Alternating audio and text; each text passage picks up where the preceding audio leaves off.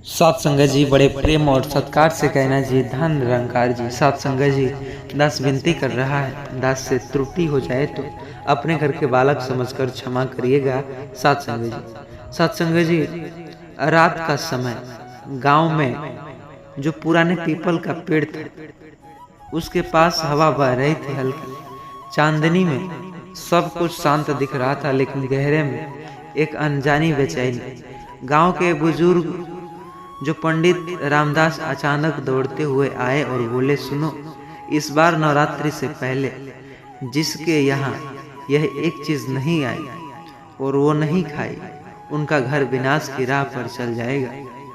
गांव के लोग चौंक गए, एक सब दूसरे को देखने लगे। आखिर ऐसा क्या बाबा, जो न खाए उसे विनाश हो सकता है?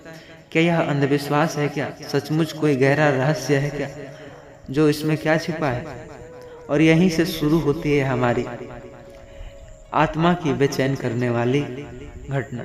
तो साथ संगत जी, क्या सच है क्या झूठ, सतगुरु बाबा हरदेव सिंह जी के द्वारा आइए समझते हैं। इसलिए वीडियो को लास्ट तक बने रहिएगा।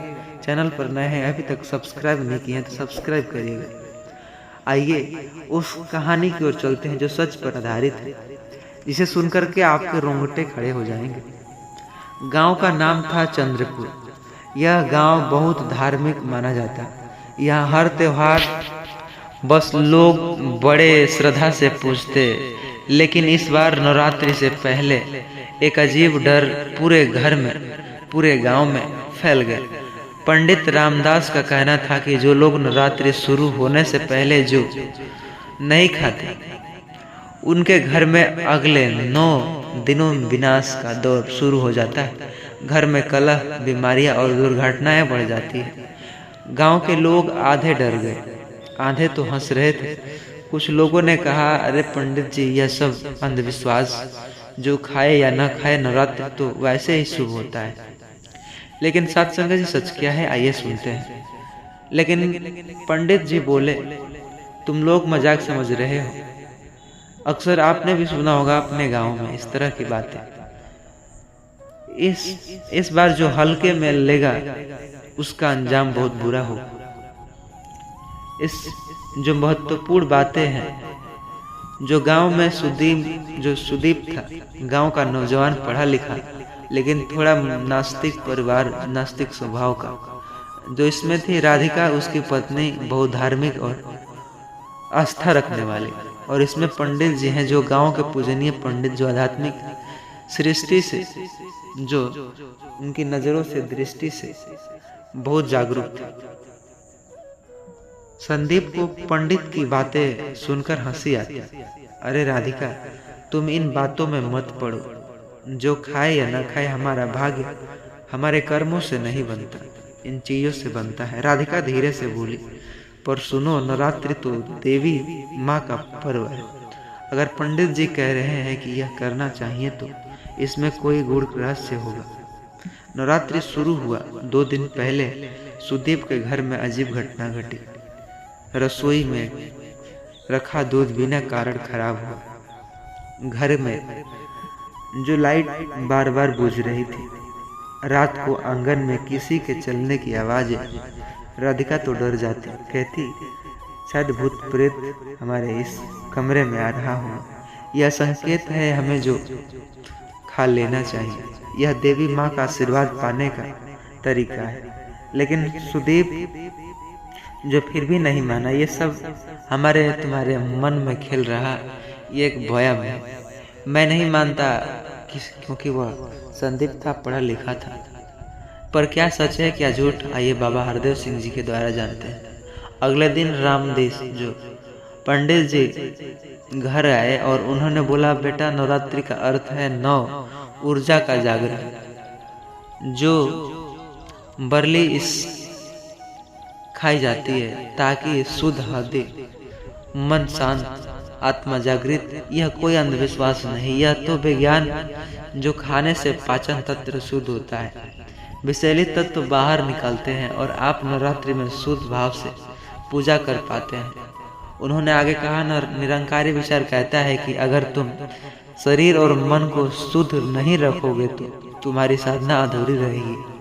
जो अधूरी साधना करता है उसका जीवन अशांत हो जाता है। विनाश बाहर से नहीं आता, वह भीतर से आता है और यही उसका कारण बनता है।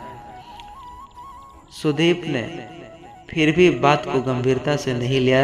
नवरात्रि के पहले दिन उसकी बाइक एक्सीडेंट हुआ और अचानक सड़क पर फिसले और हादसा हुआ। डॉक्टर ने कहा तुम्हारे पूरे 9 दिन का आराम करना हुआ। राधिका रोने लगी, बोली देखो मैंने कहा था कि देवी माँ का संकेत है। अगर तुमने समय पर जो खा लिया होता यह शायद दुर्घटना नहीं देखनी होती। संदीप पहली बार चुप रहा। रात को संदीप को सपना आया। उसने सपने में देखा कि एक तेज रोशनी उसके सामने आई और एक आवाज के साथ बेटा समय चेत रहा है। नवरात्रि में शरीर और आत्मा को शुद्ध कर ले, वरना यह विनाश आगे बढ़ेगा जो खा ले। यही तुम्हारे शुद्धिकरण की पहली सीढ़ी है। सुबह होते ही सुदीप ने पंडित जी को बुलाया और कहा पंडित जी आज मैं जौ खाऊंगा और आप कृपा करके विधि पूर्वक इसे बनवाइए। पंडित जी घर में जौ का सत्वा तैयार करवाया। सुदीप ने पूरे श्रद्धा भाव से वह खाया। अगले ही दिन उसके घर का माहौल बदलने लगा। जो बार बार लाइटें जा रही थी वह नहीं गई। अब सब कुछ शांत था। घर में शांति लौट आई।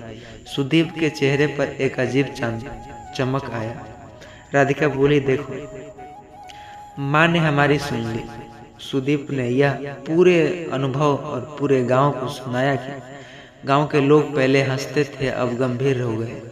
सबने नवरात्रि में पहले जो जौ खाना शुरू किया। पंडित रामदास ने कहा याद रखना यह सिर्फ भोजन नहीं, यह साधना का प्रतीक जो पहला कदम। अगर तुम यह करोगे तो तुम्हारा मन और शरीर देवी माँ की पूजा के लिए तैयार हो जाएगा।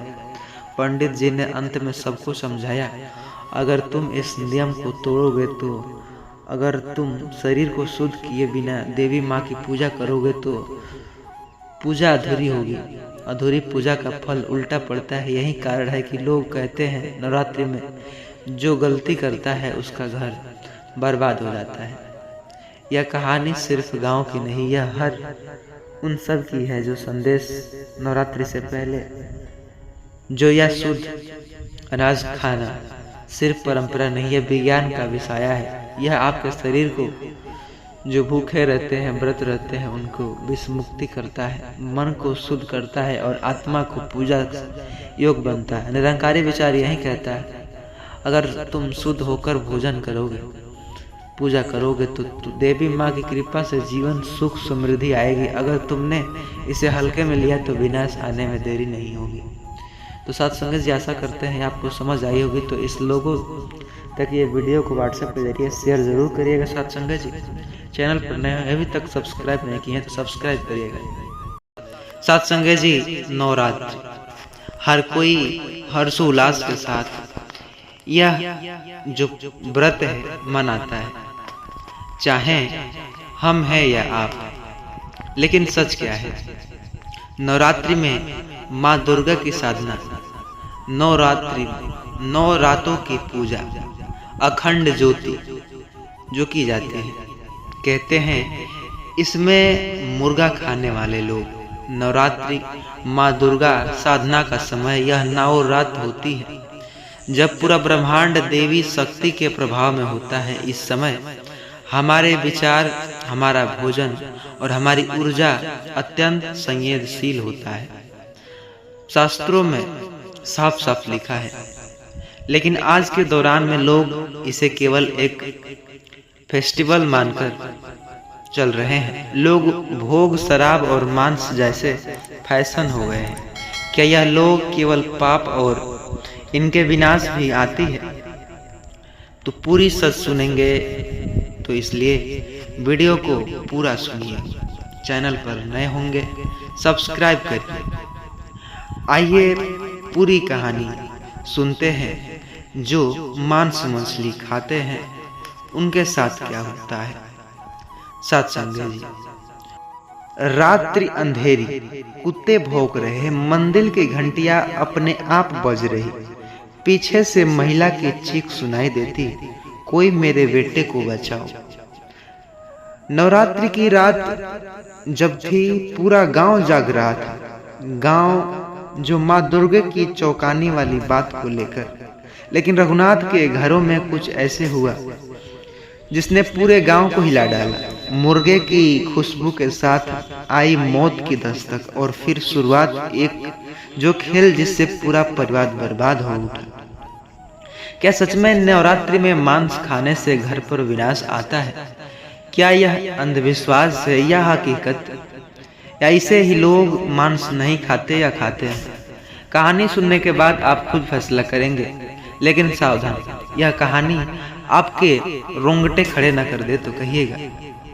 इस वीडियो को अंत तक जरूर सुनिएगा, बहुत ही आपको अच्छी जानकारी मिलेगी। गांव बिशुनपुर में नवरात्रि का माहौल था। हर घर में देवी भजन गूंज रहे थे, मंदिर में अखंड ज्योति जल रही थी, गांव के लोग उपवास कर रहे थे, घरों में सात्विक भोजन बन रहा था।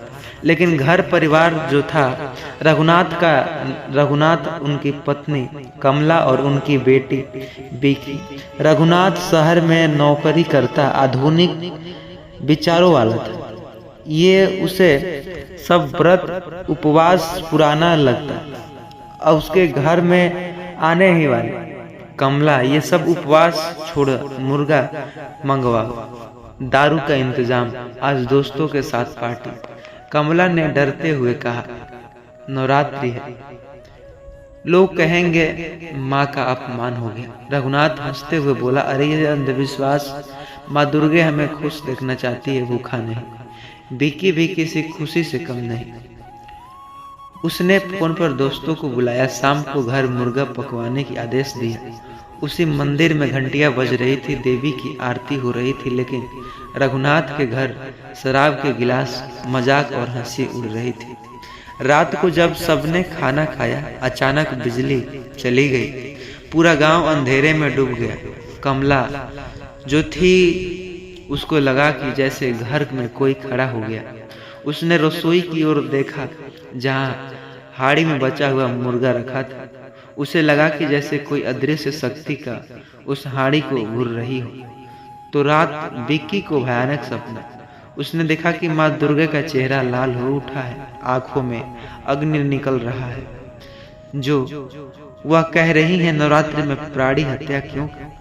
तुमने मेरे 9 दिन खून से भर दिए, तुम्हारा घर में अशांति आएगी। बिक्की डर के मारे उठ बैठा।